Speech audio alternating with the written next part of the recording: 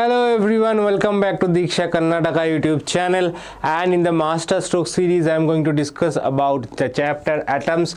Atoms is a chapter from where 2.5 question comes every year. To why I am saying 2.5? Because either 2 marks or 3 marks every alternating year. Okay, so and if 2 marks question is coming from atoms, then 3 marks question will come from nuclei, and if 3 marker comes from atoms, then 2 marks will come from nuclei. So these two chapters combined, total 5 mark question comes.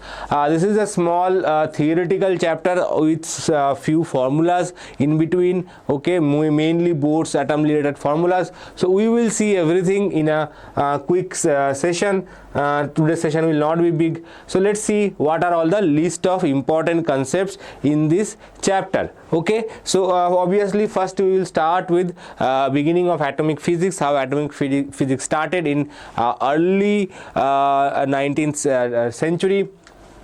Then Rutherford's experiment, then atomic spectra obviously, and we have Bohr's atomic model, and then energy levels. Okay, so energy levels are most important on this chapter, right? Then de Broglie explanation is also there. So how de Broglie explained it, briefly we will look into that as well. So let's see with beginning of atomic physics. J.J. Thomson discovered electron in 1897. This is the starting point. So previously John Dalton said that in his atomic theory, you remember Dalton's atomic theory, that atoms are indivisible. That means you cannot divide atoms into smaller particles. So that was the concept of atom. So atom was considered to be a solid, okay, a solid block like a brick. Okay, so atom was considered like that, a solid brick which cannot be broken into even smaller pieces. But while doing some experiment, J.J. Thomson discovered that atom is not indivisible. You can break it into electron and some positive charge. Okay, positive charged ion. Okay, so this is called ionization. So this electron he discovered and measured. This positive charge he could not discover, it was heavier, and there are a lot of difficulty in doing so. So he discovered this electron, free electron. He measured its mass into charge, mass by charge ratio. Okay, Q by M ratio he discovered. So from here the first point to discard the Dalton's atomic theory. So Dalton's atomic theory was solid till this moment, but somehow after discovering electron, people realize, okay, atoms are not indivisible. So how does an atom looks like? That was the starting point of atomic theory. So how does an atom looks like? So previously it was just like a solid, dull, boring object which just looks like the table tennis ball you used to play cricket with, same ball, right? But when you break the ball, you see that inside is hollow. So that's what you are so disappointed. But as long as it is solid block, it does not excite you. But in case of tennis ball, it is opposite. As long as it bounces, it excites you, but as soon as it stops bouncing, it does not excite you, right? So similarly here, now first model of atom was plum pudding model, which is in the line of Dalton's atomic theory, that it still considered that atom to be solid block, but instead of a pure solid block, what it said that it is like a plum cake that you eat during Christmas, and electrons are embedded inside it like those raisins, gums and cashews, etc. So electrons are embedded inside it, but it is still like a solid piece of block. Okay, so condensed matter, solid. Now what happens is that, so when you observe the condensed matter physics, that is when solids and liquids are at all temperature emit even the dense gases. Okay, they emit continuous distribution of electromagnetic radiation, that is light. They emit radiations at light. Why they are doing so? Because this radiation is due to oscillation of the atoms and molecules, governed by the interaction of the each atom molecules with its neighbor. So these atoms are oscillating, and because of this oscillation we are observing some radiations. Okay, so now people even moved into some other observation, and then this suddenly Rutherford Rutherford decided, okay, Rutherford, Geiger and Marsden, they decided, okay, let's check that if it is correct or not. Whatever that palm pudding model, whatever that fellow J.J. Thomson was saying, let's test whether it is correct. Actually, J.J. Thomson was kind of a superior or a teacher to Rutherford, so he was actually trying to prove his teacher correct. That was his intention. Okay, so he thought, okay, there was no experimental proof of that, so if we can prove it, maybe we will all get a Nobel Prize. So he started with Rutherford's alpha scattering experiment. Rutherford, Geiger, Marsden, Rutherford, these three people actually credited with this, because the idea was Rutherford's, Geiger and Marsden, they performed that experiment. Okay, so what he used basically alpha particle. What is alpha particle? Alpha particle is basically helium with doubly positive charge. So that means 2 electrons from helium are taken out. Okay, so it is basically plus 2e charge.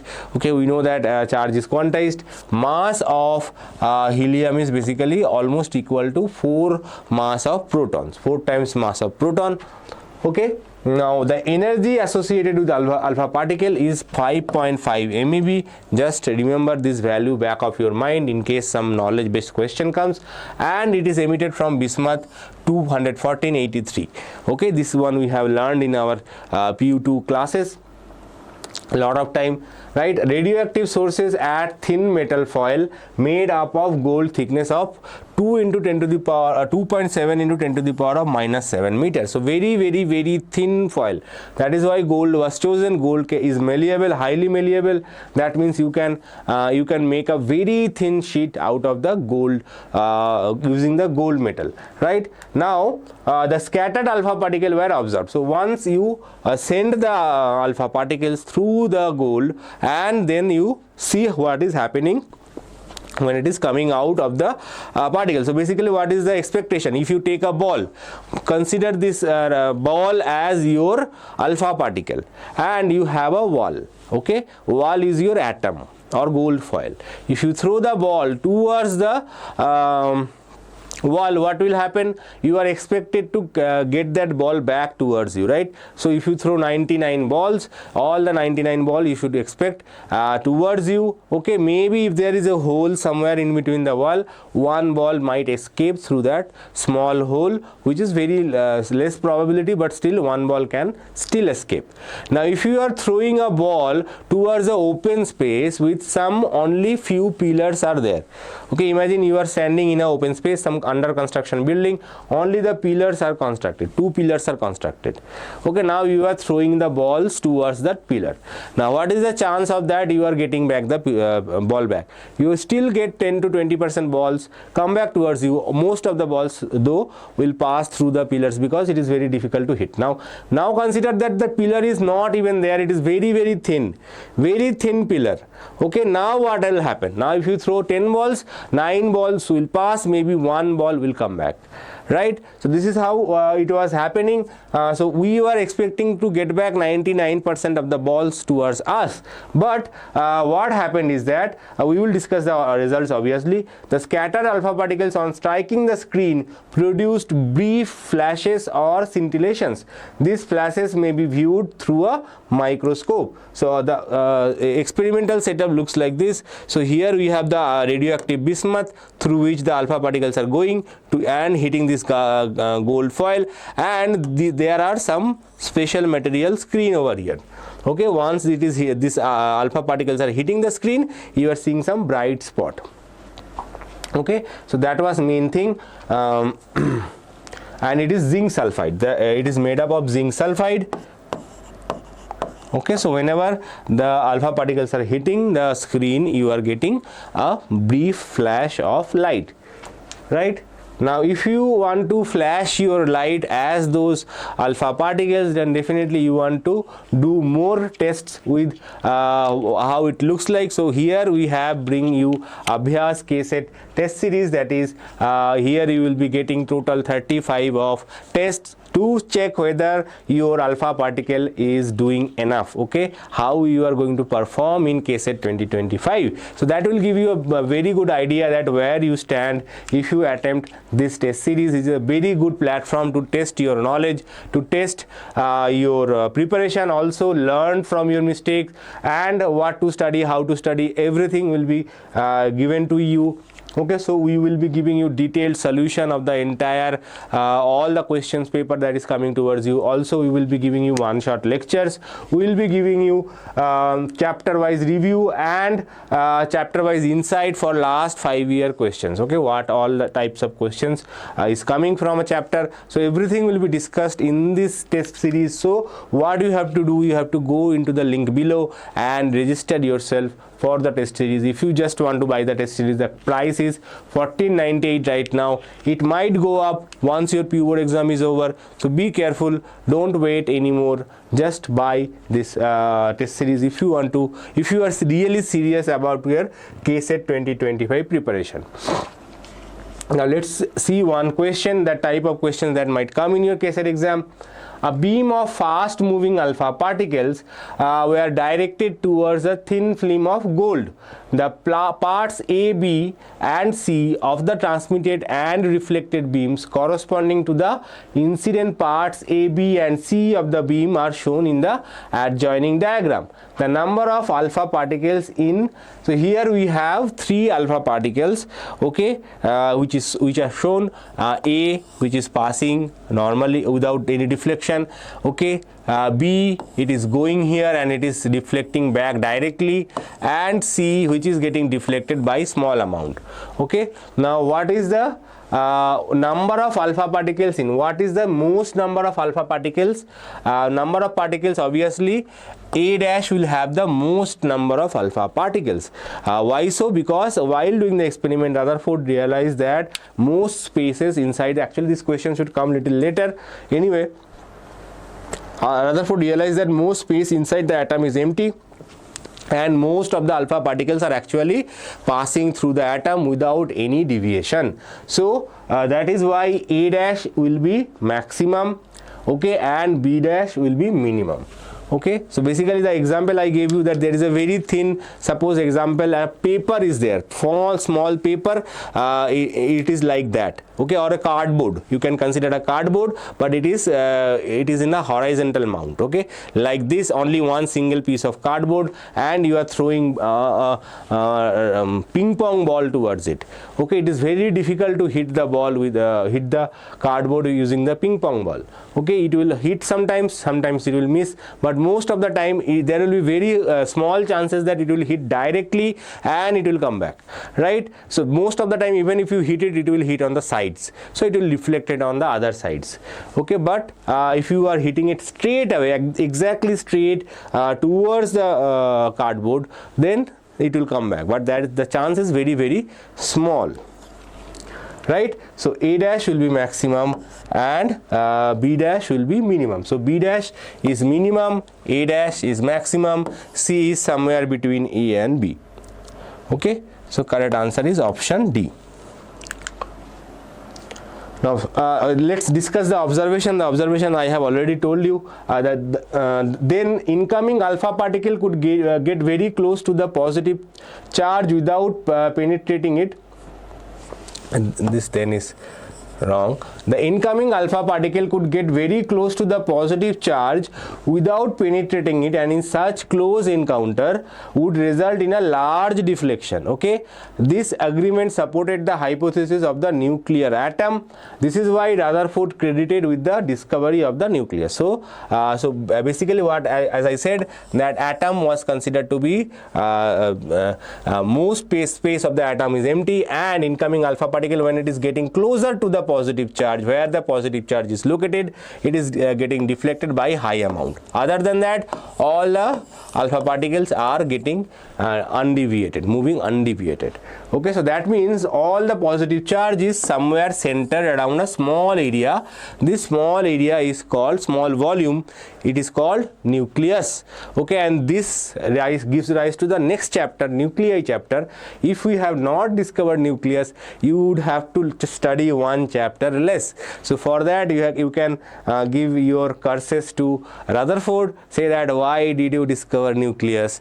Okay, we have to study one chapter more because of you, have to learn something more because of you, right?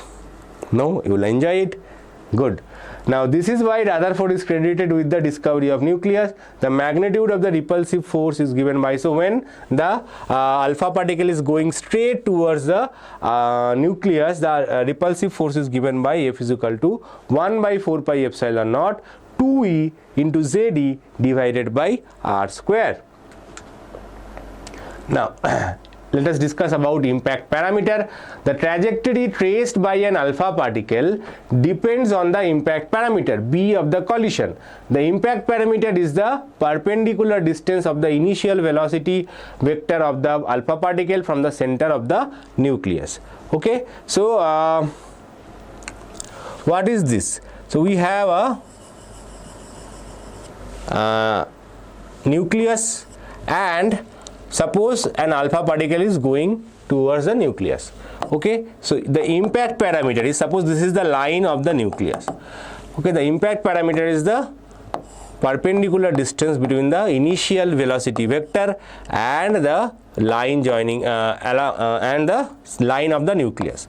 So this is called impact parameter. Here as you can see, impact parameter is shown over here. This is B, the same diagram that I have drawn over here. So for each individual lines, as you can see, as their distances are increasing or decreasing, you can see that the value of B is changing. Now for this line, if you see this line, okay, this line, the alpha particle is going straight towards the nucleus, and after that it is coming back through the same path. Okay, so what is the scattering angle? It was going in this direction and it is coming back in this direction, so scattering angle will be 180 degrees. So if in your this year's PU exam there was a question, what is the scattering angle if impact parameter is 0? So impact parameter 0 means this B value is 0, that is it is going straight towards the nucleus. If it goes towards the nucleus, it will come back through the same path, that is the angle of scattering will be 180 degrees. Okay, now what else? A given beam of alpha particles has distribution of impact parameters B. So the beam is scattered in the various direction with different probabilities. It is seen that alpha particle close to the nucleus, small impact parameter suffers a large scattering. So smaller the impact parameters, larger is the scattering angle. There was also one question that how does the scattering angle depends on the impact parameter. In case of head-on collision, the impact parameter is minimum and the alpha particle rebounds back. Okay, and the alpha particle rebounds back. For a large impact parameter, the alpha particle goes nearly undeviated and has a small deflection. Okay, if the impact parameter is large, deflection is almost 0. Now there is another important part, distance of closest approach. So when you are, suppose this is the nucleus and you have thrown one alpha particle directly towards the nucleus. Okay, now can it touch the nucleus? Can this alpha particle touch the nucleus? It will not, because as it is going closer and closer, the Coulombian repulsive force will start increasing. Okay, and after some time, as soon as the entire kinetic energy of this whatever starting kinetic energy of this helium is compensated by the Coulomb repulsive force, then we can say that the kinetic energy is equals to potential energy. This is the Coulombian potential energy, that is the electrostatic field. Inside an electrostatic field there is a potential energy. Now if these two becomes equal, then you get that the distance of closest approach is basically proportional to 1 by v square. That means if the proton is slow, if the helium is slow, it can move closer to the nucleus than if it is fast. Very interesting. So maybe they will ask you a question that two alpha particle are going towards the nucleus, one is faster, one is slower, who will travel a longer distance? Slower helium will travel a longer distance. Assuming both are following the same path, both are going towards the nucleus. This is very, very interesting, that distance of closest approach, that is who will get closer, is actually proportional to 1 by v square. Okay, so whoever is getting smaller velocity will reach closer to the distance. Okay, so initial energy is kinetic energy is Ek, its final energy is electric potential energy Ep, where alpha particle momentarily stops. Okay, at the distance of closest approach, d is proportional to 1 by v square. Now let's move on. Atomic spectra. Okay, very interesting concept. Each element has a characteristic spectrum of radiation. When an atomic gas or vapor is excited at low pressure, usually by passing an electric current through it, the emitted radiation has a spectrum which contains certain specific wavelengths only. Okay, the characteristic spectrum of hydrogen atom is given below. So this is the characteristic spectrum of hydrogen atom. As you can see, if I see this kind of structure, I will say, okay, this is an hydrogen atom. For another atom, the structure will be different. Okay, for example, and also if you see, this is Lyman series, this is Balmer series, this is Paschen series. Okay, Paschen series and Lyman series are out of our visible range. Only Balmer series, few lines falls in our visible range. That is why Balmer series is very popular. Okay, Paschen and Lyman, they are outside. This is in UV range, this is in infrared range. Okay, Balmer series falls in our visible range. Okay, mostly they are visible range. 650 means almost a red line. Okay, this is 820 nanometer means infrared line. This is ultraviolet line. Okay, so these are not visible. There is one more series later on, but anyway, this spectrum gives rise to, if I not only the lines where these lines are happening, the frequencies, these lines, these are fixed for hydrogen. Okay, so if you test with the material and you see this kind of structure, then you will say, okay, this is an hydrogen gas. Okay, so this is called characteristic spectrum of hydrogen, or atomic spectrum of hydrogen. Okay, it is very, very clear for all the atoms, and why it is happening, that part was not clear until Bohr's atomic model came through. So Bohr's atomic model was in when it is trying to explain the atomic model, he gave a few things. First of all, 3 postulates of Bohr's atomic model. Very, very important. Postulate means they are truth, you cannot bend them. Okay, and there is no direct proof of that. An electron in an atom could revolve in certain stable orbits. So in Rutherford model, Rutherford said that, after discovering electron, Rutherford said that there is a nucleus and electron can orbit around the nucleus. That is possible explanation, right? Sun moon system, we have seen sun earth system where all the planets are orbiting around the sun, but why it is happening, he was not able to explain. And because electrons are orbiting in circular path, orbiting in a circular path means it is accelerating. Centripetal acceleration is there. Now accelerating electron will emit electromagnetic radiation, right? That also we have learned. Then accelerating charge radiate radiate electromagnetic waves. So because of that, it will lose energy and slowly it will fall towards the center of the nucleus, and positive and negative, they will cancel each other, and the nucleus will die, the atom will die, we will die, all the world would end quickly. And the time that was calculated to be 10 to the power of -8 seconds. So it is, if you think that, okay, maybe it is actually happening, but we are not able to see that, maybe it will happen in future, but the time is 10 to the power of -8 seconds. So basically, as soon as you and me and everything, the atom was created, it would have ended immediately back then, and no one in this universe would be possible. Everything would be some jumbled up gases. So now Bohr, who was a student of Rutherford, he came to rescue. Okay, so what he did, he gave 3 postulates, okay, and in these 3 postulates he said I cannot prove it, but these are true. What he said? He said that electron in an atom could revolve in certain stable orbits. So electron cannot orbit around any arbitrary orbit, that is in any arbitrary path, whatever you draw a circle, okay, that is not possible. He said that electrons can orbit only in certain stable orbit. That means suppose this is the nucleus, electron can orbit, suppose this is a stable orbit, this is another stable orbit, this is another stable orbit.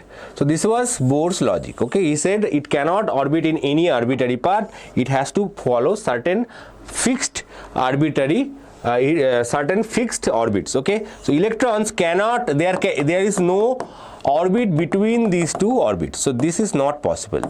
This is not possible. Similarly, here also no electron can stay. So electron either has to stay in this orbit or in this orbit. It cannot stay between these 2 orbits. Okay, that was Bohr's postulate, first postulate.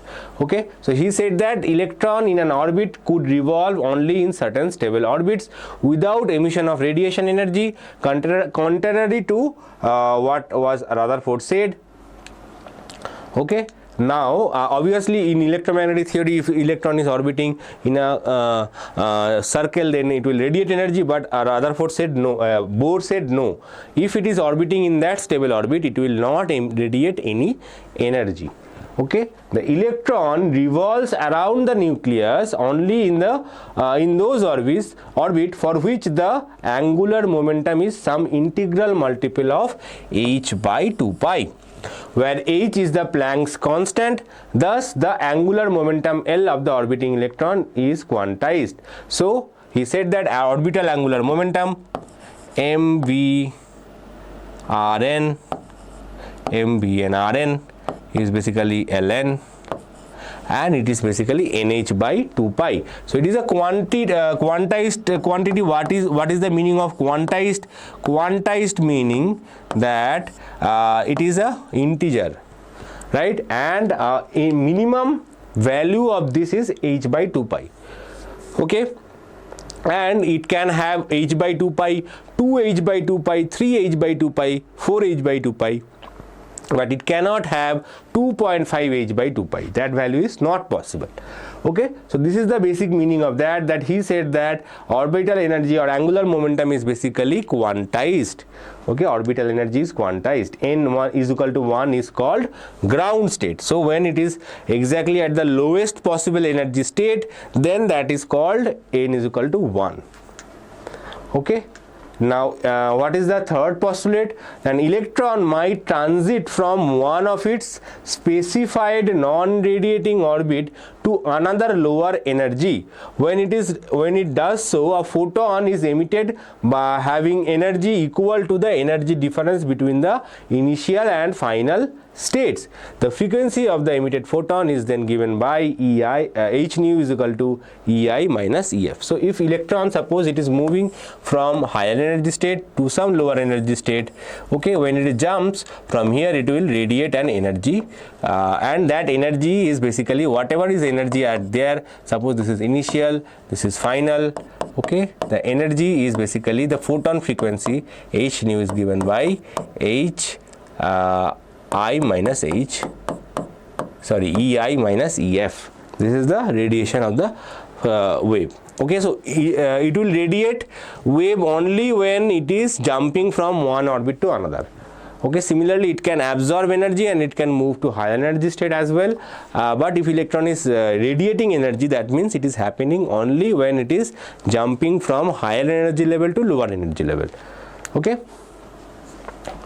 now radius of nth Bohr orbit, very important, that nth Bohr orbit, the radius is directly proportional to n square.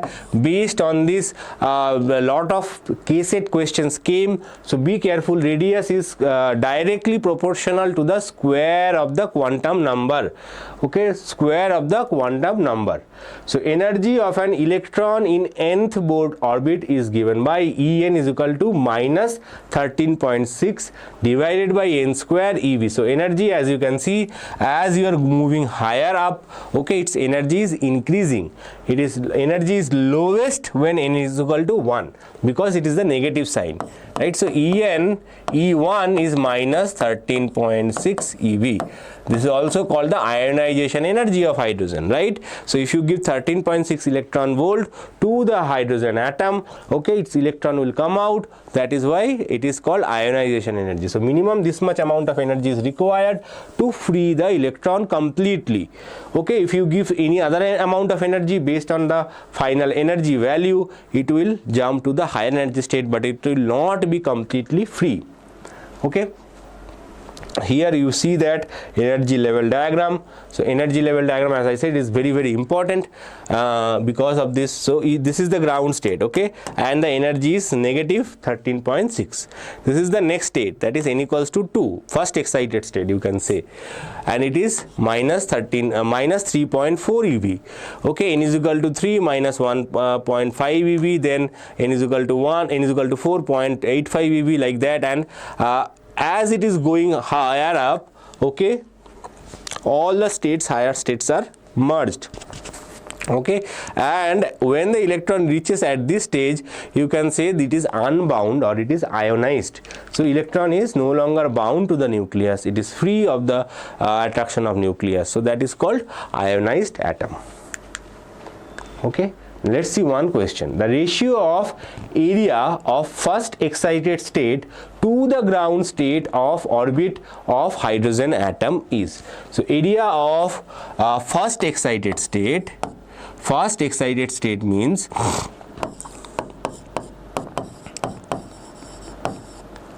n equals to 2. Okay, n equals to 2. Whatever is the excited state, you have to add one more to calculate the n. Okay, for ground state,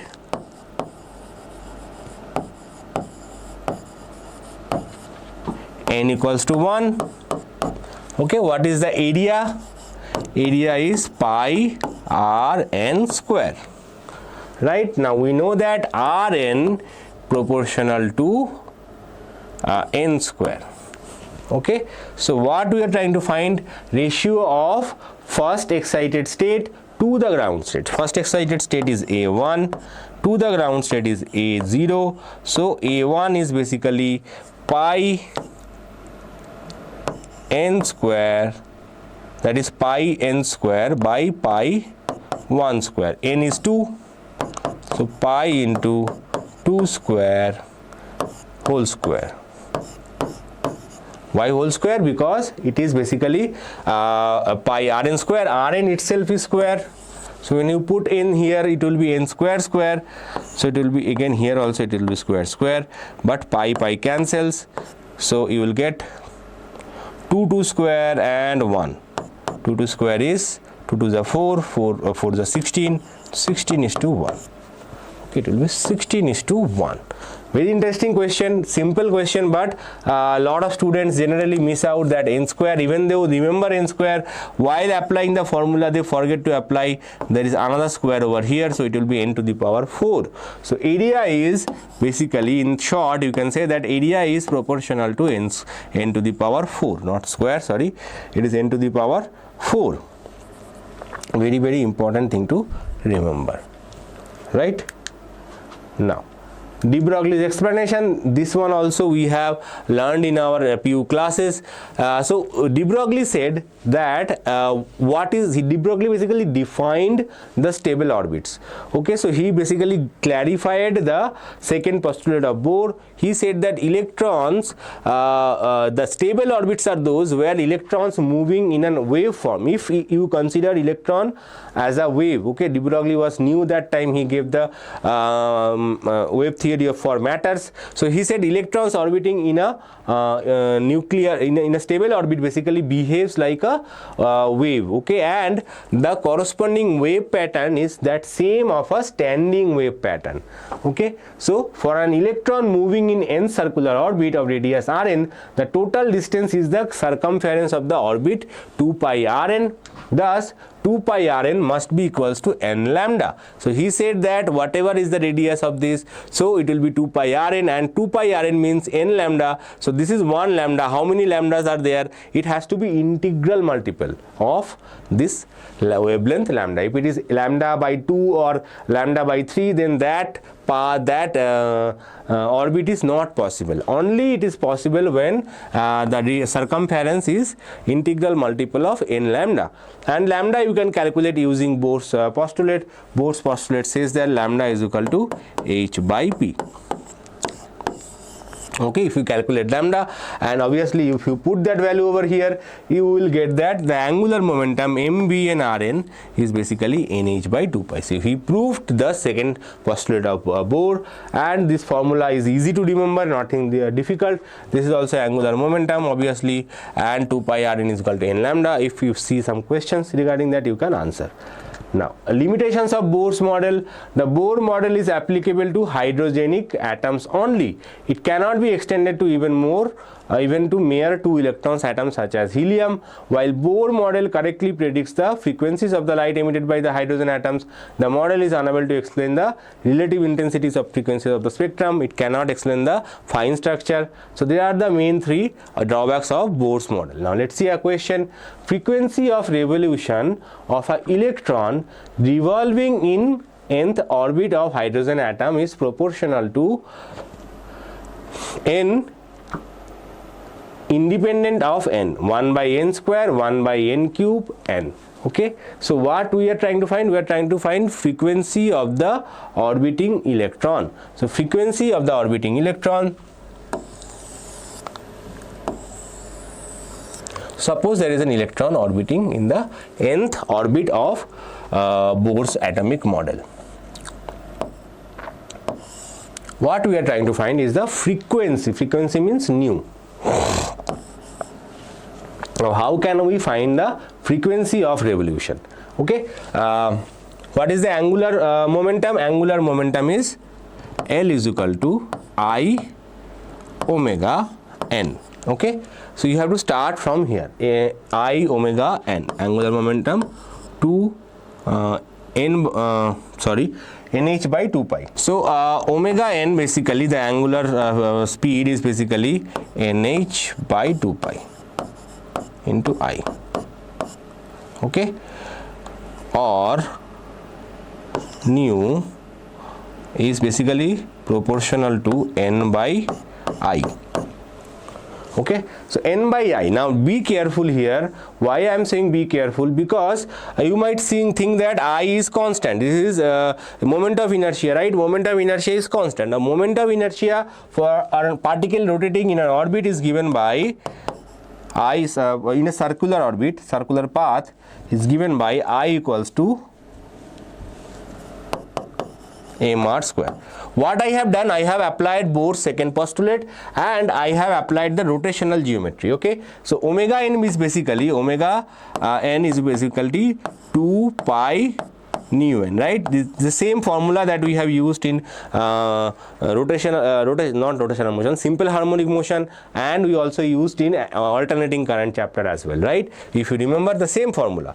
Now here you have to be careful about h is constant, pi is constant, 2 is constant, so we ignore that term. So we get that nu n is basically proportional to I by n by I. Now I is proportional to better to write in, that will be clear. Now in is basically mr square. Okay, mr square means it will be proportional to what? M.